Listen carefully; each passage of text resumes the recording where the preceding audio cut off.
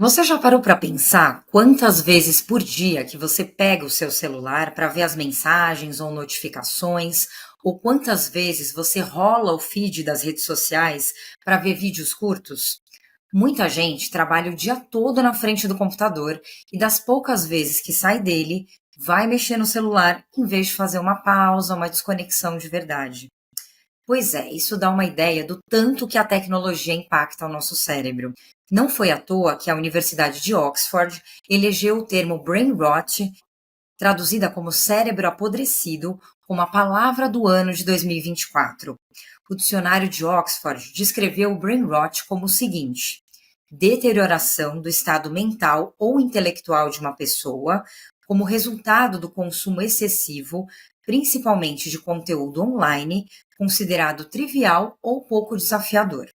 E parece exagero, né, falar de cérebro apodrecido por conta do uso das redes sociais, mas já tem uma série de pesquisas acadêmicas que mostram que isso pode acontecer mesmo, inclusive com a perda da chamada massa cinzenta, que é uma parte muito importante do cérebro ligada à memória, às emoções, ao movimento e ao raciocínio.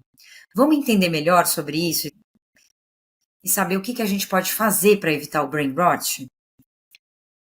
Oi, gente, eu sou a Carolina Cassola, jornalista e criadora do Pode Falar de Saúde, um espaço para a gente entender juntos sobre saúde integral, de uma forma simples e clara. No YouTube, você pode se inscrever no canal Pode Falar de Saúde ou acompanhar o podcast na plataforma da sua preferência. Segue também lá no Instagram, Pode Falar de Saúde.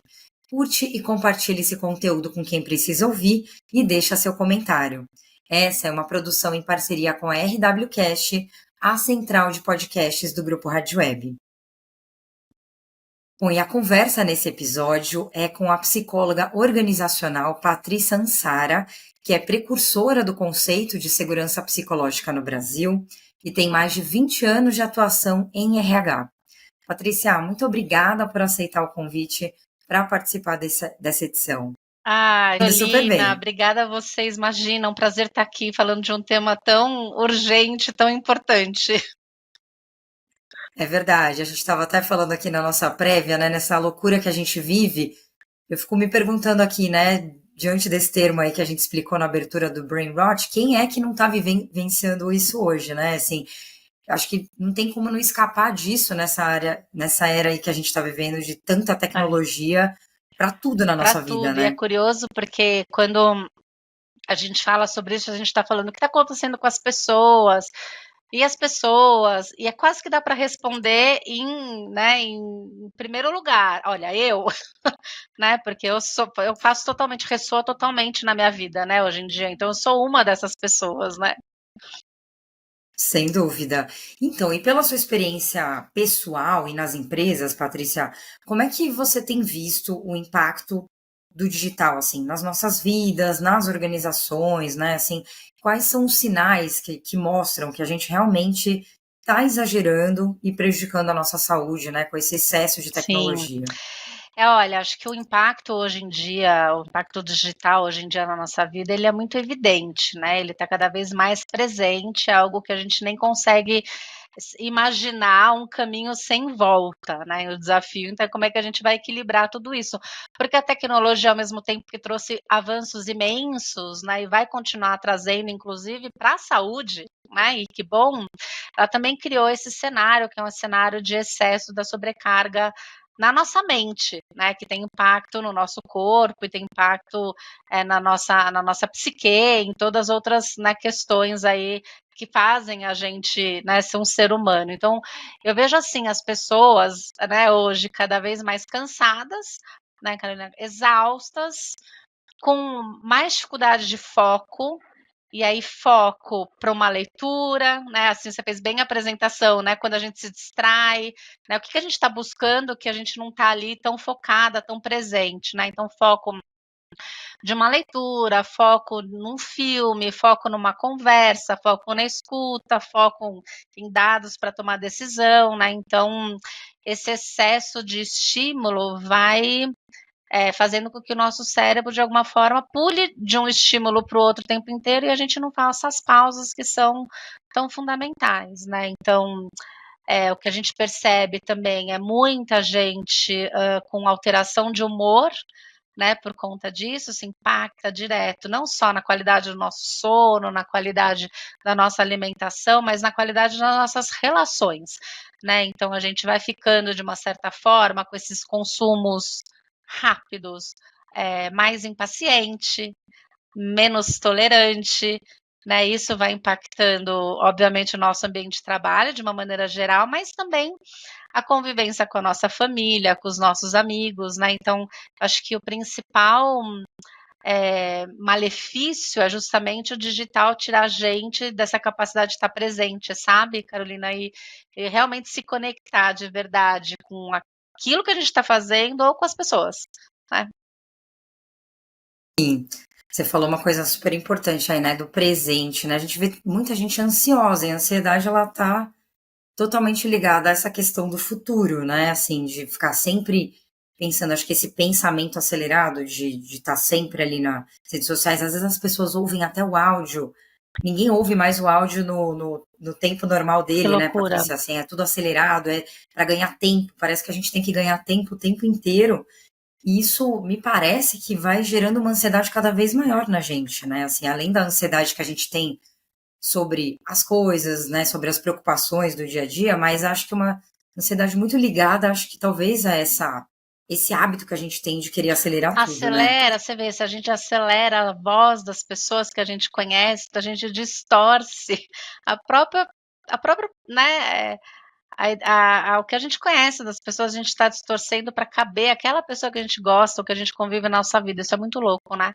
E essa coisa da gente entrar nas redes sociais e viver a vida de outras pessoas, né, que não necessariamente é a ansiedade do futuro, mas é a ansiedade gerada por uma expectativa, né, por uma frustração de eu não estar vivendo aquilo que parece ser o tão ideal no meu presente, né? Então a gente também tem um momento aí de significar a ansiedade agora de uma forma que é mais complexa, que não é só relacionada àquilo que eu desejo no futuro, mas é o presente, né, que eu não estou vivendo. Eu acho que tem uma questão também que impacta muito, que para mim é muito preocupante, que é o que a gente está consumindo, né, a qualidade daquilo que a gente está consumindo e a forma como a gente está consumindo. Então, tudo de forma muito rasa, né, superficial, rápida, e a gente vai não tem esse tempo de analisar, acho que de refletir, né, sobre aquilo, de realmente aprender, então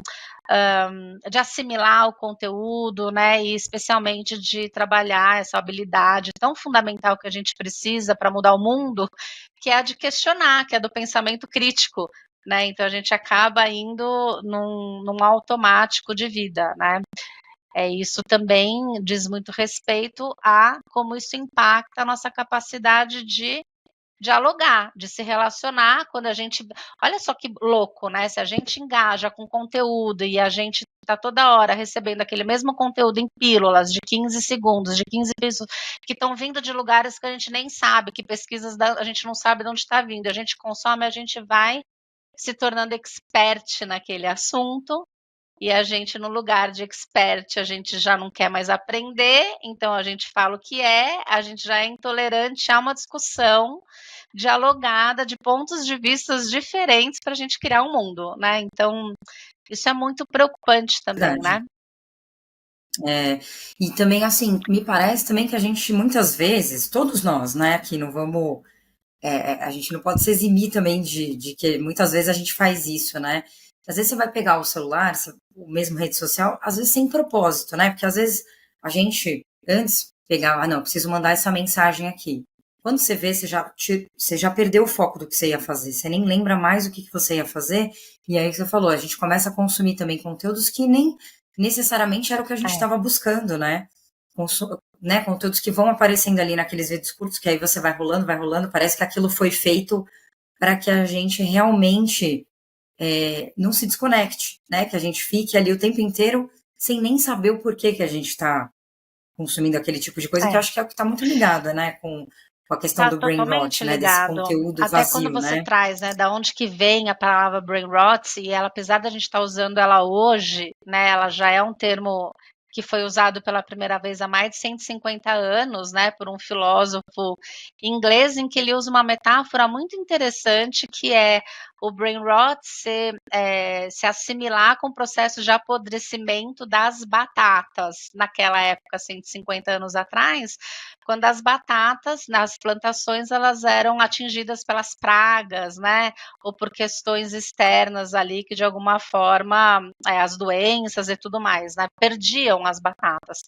Então uma metáfora que diz quando a gente se alimenta de algo que não é nutritivo e saudável, a gente fica cheio de fast food, de conteúdo de fast food, né? Mas realmente a gente está se alimentando de algo que não está nutrindo a gente, né? Então essa metáfora é muito interessante, muito relevante para o mundo atual, né? Quando a gente traz essa associação com o excesso de estímulo digital, né? Sem dúvida. E aí você sabe que eu estava até vendo, né, o seu artigo, que eu achei bem interessante, né, que você coloca, a gente falando um pouco mais agora sobre esse mundo do trabalho, né, mas que nas organizações, esse cérebro apodrecido, ele é um reflexo da pressão por resultados e desse excesso de estímulos Uhum. digitais, né? A gente vê que muita gente está com nível de estresse assim diário muito alto, né? Assim, não é uma coisa eventual, pontual de alguns momentos, não. As pessoas estão diariamente ali sobre aquele efeito de estresse e também com esse alto índice de estímulo digital o tempo inteiro, de ficar na frente da tela o tempo todo, né? Isso está prejudicando demais, né? É demais, acho que tem dados que são importantes para a gente contextualizar aqui também, Carolina, que o brasileiro já vive uma média de 9 horas conectado à internet. E aí, óbvio que a gente sabe que dentro dessa carga horária tem muita gente que está trabalhando, está pesquisando, né, está construindo conteúdo relevante, então tem o uso da internet, né, para gerar, né, conteúdo relevante para o mundo, vamos dizer assim, né, ou para pesquisa, ou para autoconhecimento e tudo mais, mas tem o uso dessa internet que está nos aplicativos, né, no uso digital, mas também o WhatsApp, e-mail, né, TikTok, o Twitter e tudo mais, que são esses também que vão distraindo a gente. E os chats internos, né, então o tempo inteiro a gente está à disposição de responder os WhatsApps, os chats internos, os e-mails e mais se distrair né, na internet, né? E a gente não encontrar outras formas de distração. Então, acho que aí essa tá a nossa zona de controle, porque pressão por resultados, né? Excesso de trabalho, metas desafiadoras, eu não acho que vai não tem mais outro caminho, porque o mundo está trazendo para a gente desafios cada vez mais complexos. Então, acho que isso talvez não esteja tanto na nossa zona de controle. A forma como a gente equilibra o uso dessas ferramentas diante do cenário que a gente vive, veja, a gente tem momentos desafiadores ou temas, né, que a gente nunca na vida discutiu. Então, tem coisas que a gente não sabe como fazer, isso torna tudo mais desafiador, complexo e tudo mais, né? Mas a gente saber equilibrar tudo isso para não drenar a energia das pessoas, né? Para justamente quando elas estiverem juntas, elas estiverem contribuindo e colaborando para aqueles desafios ou para aquelas metas e também encontrando formas de, de trabalho mais saudáveis, né? Obviamente, isso tudo vai impactar, como a gente viu, né, no engajamento, né? Então, se eu estou mais cansado, se o estresse de alguma forma ele se torna rotina, né? As relações vão se desgastar, eu vou entrar numa reunião querendo não estar, pensando em outras coisas que eu tinha que fazer, querendo resolver isso de uma forma muito mais rápida, de preferência sozinha, quando na verdade o mundo está pedindo por colaboração, que a gente traga perspectivas diferentes, que a gente tenha conversas mais profundas, que a gente tenha diálogos mais relevantes, né, e a gente não está conseguindo fazer isso. A falta de pausa entre as reuniões, né? E a gente vê as pessoas desafiando a lei da física, né, querendo estar em mais de um lugar ao mesmo tempo, né? Tá na reunião, mas está no celular, mas está respondendo e-mail, não, então é uma coisa muito louca onde a gente chegou, né, e não se dá conta. Não, e são todas tarefas que exigem demais do seu Exigem demais. cérebro, né? Assim, a gente fala que a mulher, por exemplo, depois a gente vai entrar nessa seara da questão da mulher, mas que a mulher consegue, né, abrir muito mais abas do que os homens, tal, na cabeça fazer mais atividades, mas também depende do tipo de atividade, né? Se a gente está fazendo ali uma atividade de atenção que é cognitiva mesmo, é impossível a gente prestar atenção em mais de duas, É três atividades, impossível, né? Não né? tem Já tem como, né? estudos que dizem que a nossa capacidade de foco, ela tá ficando menor do que a de um peixinho dourado, né, que é de 8 segundos. Então, quer dizer, que se a gente não realmente não Meu se Deus. conectar com aquilo, em 8 segundos a gente já se distraiu, já vai buscar uma outra, né, uma outro lugar para olhar. Então isso é muito louco, né, quando a gente compara o nosso tempo de concentração com o de um peixinho dourado, né. Então isso é muito, sintomático, perigoso, né. Então acho que esses excessos de hiperconexão, né, de conexão o tempo inteiro vai gerando esse cansaço, essa irritação, essa coisa de ter que resolver rápido, essa coisa de pular de um lugar para o outro, de estar ali, mas pensando em outras coisas, e aí, enfim, humor, engajamento, né? Isso tudo vai impactando, obviamente, diretamente ali, né? O desempenho da equipe e o desempenho e a saúde mental, né? Sem dúvida nenhuma das pessoas, né? No geral. Não, sem dúvida, sim. Nossa, você estava falando de peixe aqui, me veio uma imagem que eu nem sei se é a correta para a gente falar aqui, mas a personagem Dory do Nemo, né? Eu falei, acho que talvez a gente esteja um pouco Dory, assim, nesse mundo Perfeito. digital, dessa memória Memória curta curta. mesmo, que a gente não está se lembrando daquilo que a gente ia É. fazer, né? Que nem você falou, desse impacto todo que está trazendo, aqui É, mas não, me veio perfeito, essa adorei. comparação com a Dory aqui. Adorei, tipo, de ter que olhar de Eu novo, o acho que que é mesmo, né, nossa, mas eu dei ok nisso, mas o que que eu falei que a gente não lembra o que que a gente resolveu? É, porque é essa coisa de consumir sim. energia fisiológica do ser humano, que é a energia de vida, mas que é a energia que traz para a gente essa capacidade de pensar, de memorizar, de tomar decisões de uma maneira clara, de conectar dados, né, de, enfim, de se comunicar, de se relacionar. Então, essa energia de vida, né, que a gente está perdendo com excesso de cansaço. É verdade. Agora, o brain rot, né, é uma palavra que está sendo muito disseminada, como você falou, já é uma palavra antiga, né, já é uma coisa que já, né, mencionada por filósofos, enfim, mas ela vai além de uma simples tendência, né, Patrícia? Ela está se desafiando justamente a criar, como você estava falando, né, criar esses ambientes onde a tecnologia ela tem que ser mais Uhum, aliada da gente, né, desse nosso bem-estar, do que um sim. problema, né? Como é que a gente pode tentar fazer isso na prática, né? Imagino que tem os dois lados aí, o lado das pessoas como colaboradoras, né, como pessoas que trabalham, assim como também das corporações, das empresas entenderem como é que a gente faz essa mudança de Sim. verdade, né? Não adianta só a gente levantar uma bandeira num mês específico. Eu fiz até um episódio muito legal sobre felicidade no Uhum. trabalho no final do ano e a gente fala um pouco sobre isso, né? Ah, a gente tem as campanhas, né, de conscientização, Janeiro Branco da saúde mental, o Setembro Amarelo de prevenção ao suicídio, mas assim, o que a gente está oferecendo, né, de verdade, de ambiente saudável para essas pessoas? Será que a gente está ouvindo aquilo que Uhum, poderia estar uhum. melhor nesses ambientes, né? Eu acho que é talvez até uma provocação aí, né, para a gente poder repensar alguns cenários que a gente vê hoje, né, das pessoas realmente muito Sim. esgotadas, né? E que bom, né, que essa palavra brain rot foi atualizada, né, para o contexto atual. Com certeza ela não é algo, de passagem curta por aqui, né. Hã, eu acho que esse é um desafio imenso, Carolina, mas eu vejo, assim, como é que a gente transforma, né, a tecnologia numa aliada e não num fator de desgaste, né.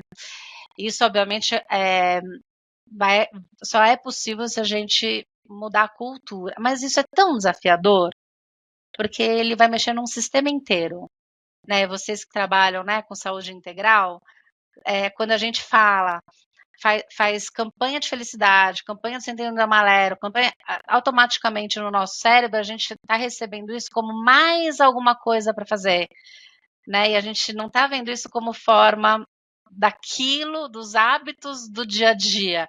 Como é que eu integro isso, essa conversa no meu dia a dia? Então, quando a gente também fala sobre integrar, né, conversa sobre diversidade, ou sobre mulher, sobre liderança feminina, o que for, né, no dia a dia, não é uma tarefa adicional, e é isso que a gente tem que fazer. Então, a gente muda num sistema inteiro. Eu acho, assim, no meu ponto de vista, eu posso estar muito simplista, mas eu acho que é prático, é simples, mas não é fácil, né? Então, a gente precisa intencionalmente criar espaços de forma provocada, intencional, para pausar entre uma reunião e outra. Como é que isso se traduz no dia a dia? As reuniões só podem ter 45 minutos no máximo, ou se ela é né, e ter 15 minutos de janela, por exemplo. Sei lá, ou para refletir. Então, acabou uma reunião, faz uma rodada de aprendizado, de reflexão, né? Para, tipo, o que a gente tira daqui, pode ser uma ideia. E não refletir individualmente, porque a gente já está fazendo isso muito sozinho, a gente já está muito sozinho, né? No meio de tanta gente, de tanto conteúdo, a gente está sozinho. Mas essa E até uma herança de e é pandemia uma também herança isso, de né, porque a pandemia, gente ficou, né, sem muito dúvida nenhuma, né. muito Então, isolado, assim, a né. gente ficou num contexto onde era no digital que a gente podia ser, se conectar, aprender, não ser esquecido, né. Então a gente carrega essa herança da pandemia, sem dúvida. Mas então acho que, pausas intencionais, reflexões intencionais, mas é só 30 minutos de reunião. Os últimos 5 precisa ser do que a gente aprendeu aqui junto, o que a gente fez aqui junto, como que a gente foi bem aqui junto, o que eu entendi do que eu vou fazer aqui, sabe? Para essa assimilação, para essa conclusão, né? E não sair já emendando em outra coisa com questões abertas. Tem muita empresa que já bloqueia, né? Sexta-feira, por exemplo, à tarde, para não ter reunião. A pessoa sai de férias, já corta acesso, né? Então tem algumas empresas que estão fazendo isso, mas é no dia a dia, né, que a gente precisa fazer isso acontecer. Então eu vejo isso de uma forma simples, não acho fácil, mas acho simples.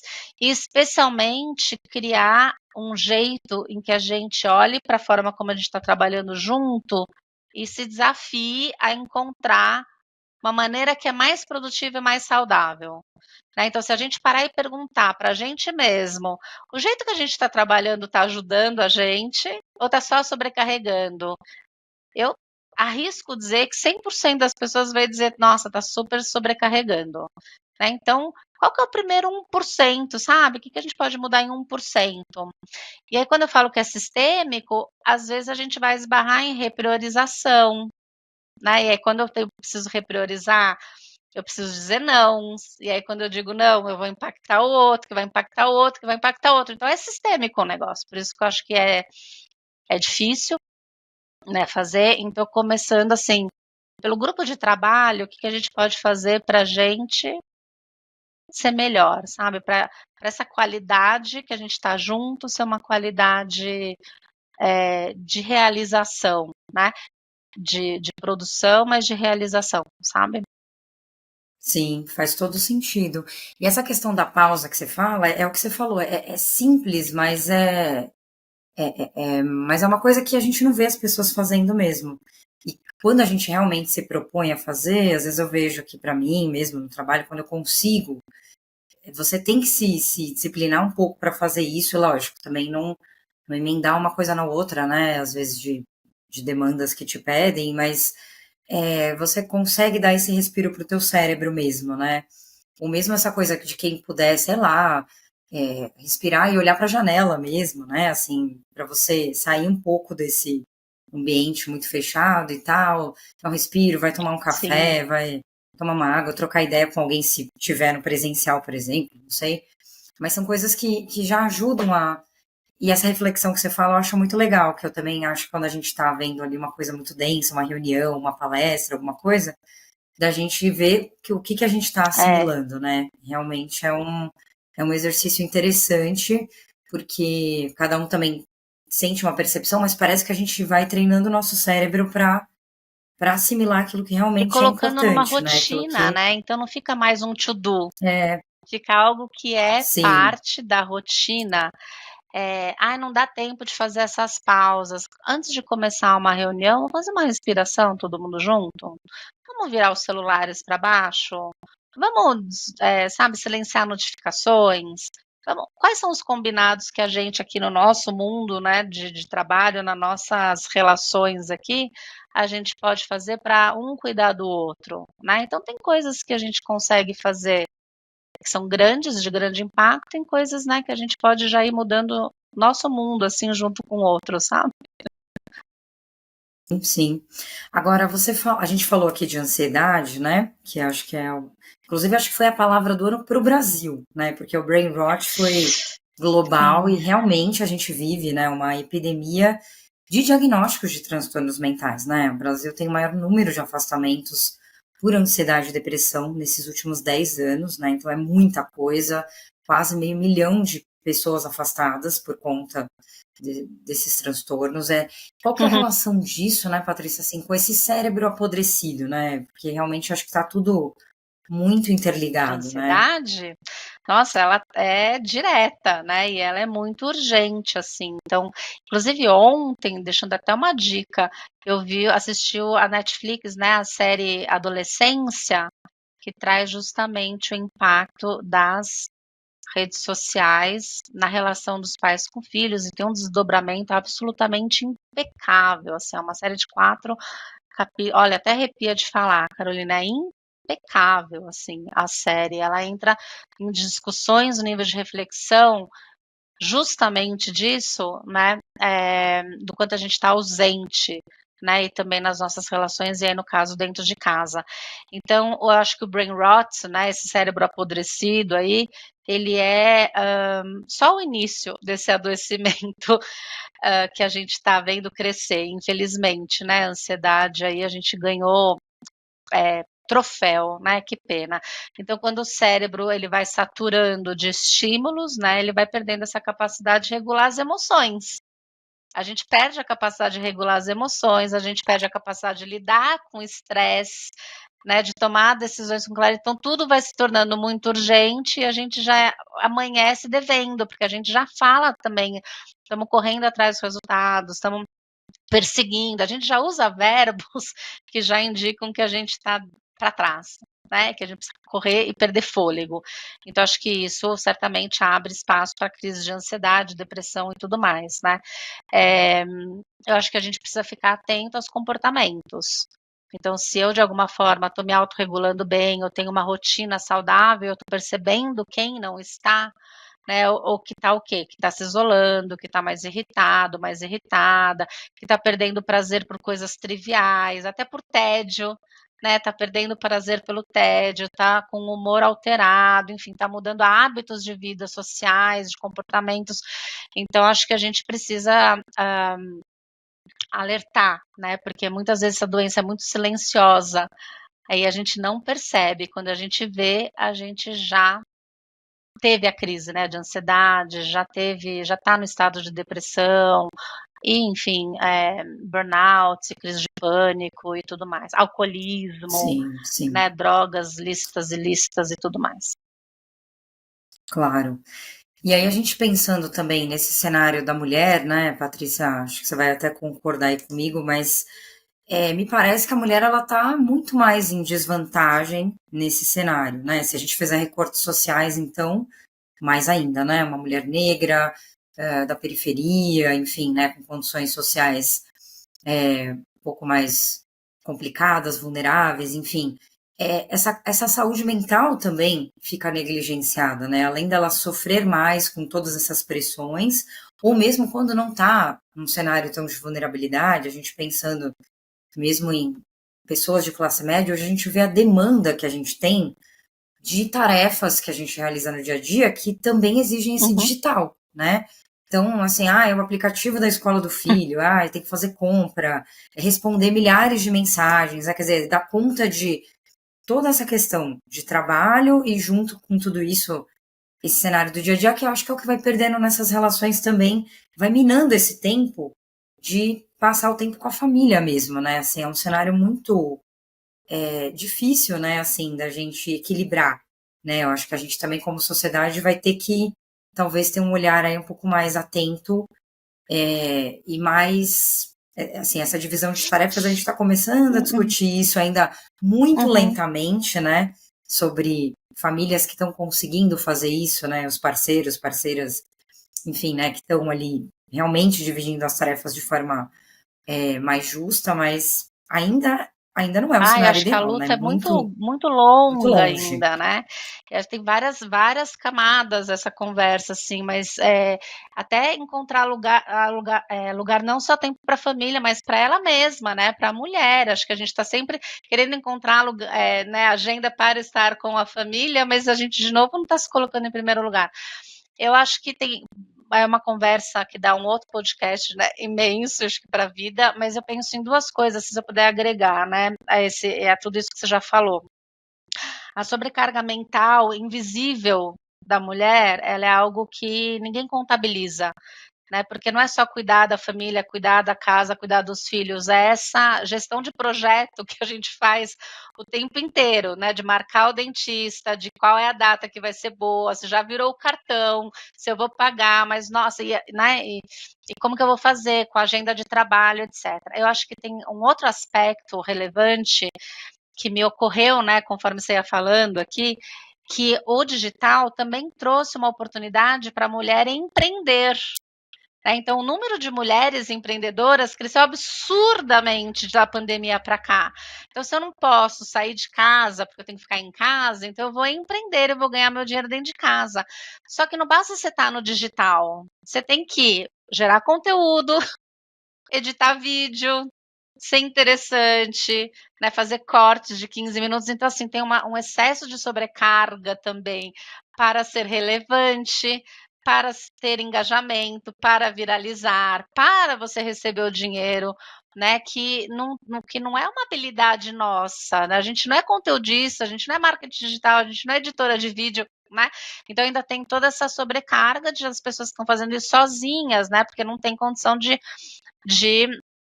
bancar uma equipe de marketing digital, além do filho, além da casa, não sei o que. Essa mulher que buscou uma oportunidade de estar no lugar né, de lugar no mercado, né, se posicionando com o que for, também está trazendo uma sobrecarga absurda que é de ser relevante no digital e se manter presente e fazer seu dinheiro, né?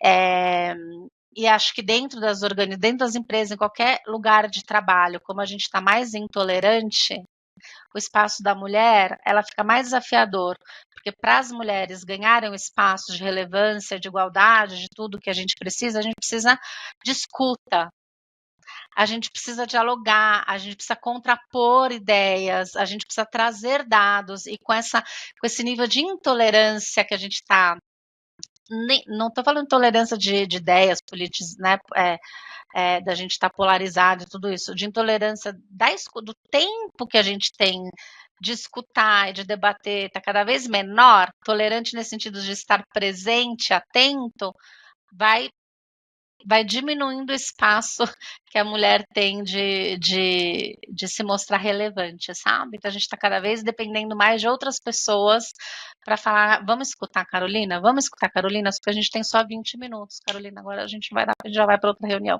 sabe. Então tem uma condição muito desafiadora aí, né, para a mulher nesse aspecto também. Demais, né? Nossa, são muitos desafios. Esse digital que você colocou realmente, né?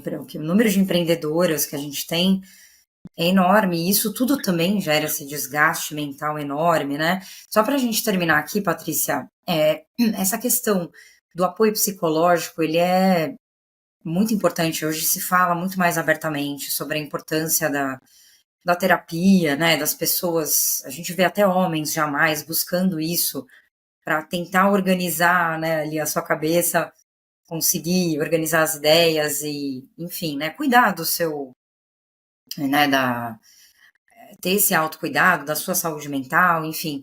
Mas, assim, nas empresas, como é que você tem visto esse movimento, assim, tá crescendo de realmente ter essa preocupação com a saúde mental dos colaboradores, assim, porque seria muito legal, porque nem todo mundo, às vezes, também tem acesso ou gostaria de fazer, né, um acompanhamento psicológico, mas às vezes também não tem uma condição Sim. financeira até para conseguir manter isso, fazer semanalmente, ou que seja quinzenalmente, depois mais para frente, mas é uma questão ali que eu acho que também é uma certa barreira, né? Acho que assim, para ser breve, né, de alguma forma, assim, para a gente, isso depende muito, a gente dependeu muito tempo e muitos anos, nos últimos anos, do nível de consciência da liderança de quem está à frente das organizações, né? Então, o nível de consciência a gente está a serviço do quê? Do mundo, então eu preciso de pessoas bem, né? Então, eu vou buscar também benefícios de atendimento psicológico, por exemplo, né? Então, a gente dependeu muito tempo e a gente depende muito disso ainda. Cada vez mais, né, benefícios sendo oferecidos, e que bom, isso vai também democratizando, né? A gente vê as pessoas falando de saúde mental e de terapia hoje já com menos tabu, com menos, graças a Deus, né, com menos resistência, chegou a hora, né, de falar de saúde mental, mas agora não é mais sobre nível de consciência, tem a lei, né? A NR1 vai trazer e ponto. E ponto. Vai ser bastante desafiador, porque a gente não foi preparado para falar né, dessas questões psicossociais, muito menos a gente não sabe nem reconhecer as nossas emoções. Somos analfabetos emocionais, né, Carolina? Então, quem está à frente liderando esses projetos também são analfabetos emocionais de uma maneira geral, estão aprendendo junto. Mas agora é lei, né? Então as empresas com a NR1 vão precisar começar a mapear, né, o que está adoecendo nas pessoas. Não basta a Carolina ir lá no ambulatório falar, estou sentindo isso, né, e ter um diagnóstico. Agora a empresa vai precisar rastrear. Está vindo de onde? Né, onde que dentro do trabalho está sobrecarregando, está impactando, sobrecarga, sei lá, assédio, excesso de estímulo, falta de reconhecimento, da onde está vindo? E aí acho que como contraponto, às vezes não está vindo da empresa. Às vezes as pessoas são mais felizes no lugar de trabalho do que dentro de casa, né, Carolina? Trabalho às vezes é fuga. Verdade, a gente tem Tem vários vários cenários, sim, cenários. sim. É um cenário de violência psicológica, um Doméstica, as cenário pessoas, de doméstica, assim, né, que gente? índice altíssimo aqui no Então, Brasil, realmente. acho que as empresas vão se responsabilizar e quando puxar o fio, né, às vezes não tem nada a ver com ela, né? Às vezes a pessoa teve É, ali uma crise, mas o fundo estava fora daquele ambiente de trabalho. Obviamente, as empresas, né, a sim. gente passa mais tempo dentro das organizações e são elas que têm os recursos financeiros, né, para poder fazer esse mundo girar e ser melhor, graças a Deus, né? Então, acho que cabe aí, tem uma parcela, mas acho que esse cuidado, né, da gente também fazer isso com responsabilidade, porque a nossa saúde mental, ela não se reduz ao nosso ambiente de trabalho só, né? Ela tem muitas outras esferas que precisam ser consideradas aí também, né? Não, total, né? Você falou da questão pessoal, nossa, eu vejo isso é essencial, essa individualidade, né? Respeitar as nossas individualidades, o nosso tempo de fazer algo para nós mesmos, né? E aqui a gente não é falar de fazer a unha ou de ir né, ao salão, fazer coisas que você gosta, que são prazerosas para você, né? Já eu quero tirar um tempo para ler um livro, eu quero dar uma volta no parque, eu quero né, fazer coisas que te dão prazer, que as pessoas estão perdendo um pouco isso de entender o que me faz, o É, que me dá prazer é. também, né? Para alimentar também esse cérebro, né? Que ele possa ser estimulado com Gostosa, coisas essa positivas, com criatividade, atividades positiva, boas, né? exatamente. E isso, fora desse digital, né, também, né, Exato. Patrícia? Te Imagina. agradeço muito aí pelo bate-papo, foi muito legal. E aí eu fico pensando aqui que acho que talvez a nossa mensagem final também pode ser, como exercício para todos nós, é a gente limitar um pouco esse nosso tempo aí de celular. Eu vejo muitas pessoas comentando isso. Ai, não, eu agora coloco alarme assim, para a partir desse horário eu não uso mais rede social, eu não fico mexendo no celular, eu não respondo mais mensagem. A gente criar esses limites para nós mesmos dentro da nossa rotina. Então, acho que é importante a gente limitar esse tempo. A gente fala tanto disso para as crianças, dessa questão do uso de telas, mas e os adultos, né? Como é que a gente está gerenciando esse nosso tempo, né? Sim, Eu acho que a gente ainda está um pouco perdido aí nesse vício mesmo com o digital, sem né? dúvida. E a gente é modelo dessas gerações que estão vindo, né? Então, acho uma Total. excelente ideia, talvez fazer uma lista, né, de quais são os momentos que eu mais me distraio, né, e identificar por onde começar. Colocar tempo é muito legal, Sem como você dúvida. falou, evitar o uso de celular antes de dormir, né, para ter uma boa qualidade de sono. Quer ler alguma coisa? Pega um livro, né, vai viajar em outros caminhos. Total, né.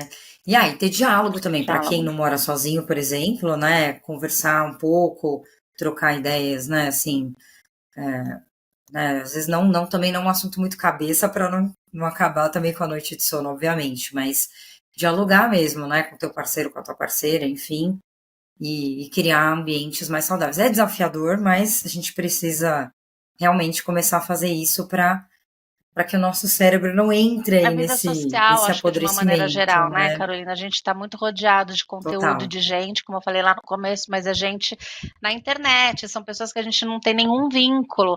Então acho que se a gente consegue, de alguma forma, estabelecer hábitos que coloquem a gente novamente numa rotina saudável, com colegas, com amigos, com que seja com família, mas social, a gente volta, né, a estabelecer boas relações, a ter conversas, a dar risadas, a se conectar, se olhar no olho, isso tudo vai gerando hormônios pra gente que são fundamentais, né, ocitocina, enfim, do prazer, da conexão, né, isso tudo vai melhorar as nossas relações, nossas conversas, nossa capacidade né, enfim, de criação, de engajamento, de prazer pela vida, né, e que vai impactar diretamente ali no meu trabalho, na minha família e tudo mais, né. Então acho que a saúde social, Verdade. ela nunca teve tão relevante, né, conversar sobre saúde social, como um tema tão Total, urgente, né. com certeza.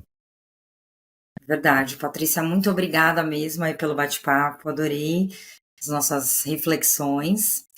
Se você gostou desse conteúdo, curte e compartilhe. Segue também o canal no YouTube e no Instagram, Pode Falar de Saúde. Aproveita para conferir os episódios anteriores também. Eu indico o episódio que a gente teve sobre felicidade no trabalho. Se não me engano, acho que foi o episódio 35, que foi no final do ano, em dezembro. Você procura aqui no YouTube ou no Spotify, que tá muito bacana, tá bom? Até o próximo. Obrigada.